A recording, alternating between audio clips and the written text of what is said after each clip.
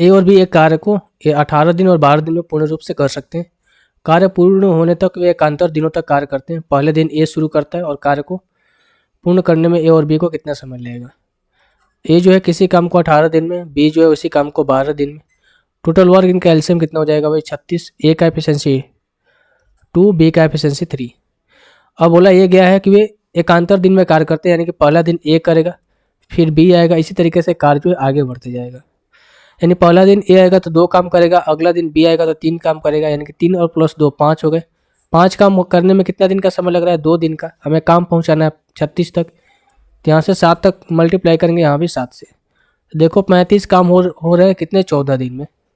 35 काम कितने हो रहे हैं भाई 14 दिन में हो रहे हैं। बच गया एक काम। इस एक काम को कौन करेगा। अब देखो काम कहाँ पर खत्म हो रहा है, बी पर खत्म हो रहा है, यानी कि बी तक काम कर लिया। अब जब जो आएगा 36वां काम करने के लिए वो कौन आएगा भाई ए आएगा, क्योंकि बी तक तो हमने काम कर लिया ना।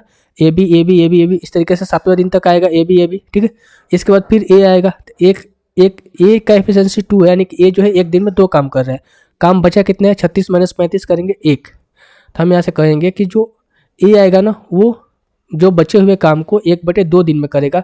तो टोटल वर्क कितने दिन में समाप्त हुआ 14 दिन ये हुआ, और 1/2 दिन वो, यानी कह सकते हैं कि 14.5 दिन में काम जो है समाप्त हुआ। Option number 4।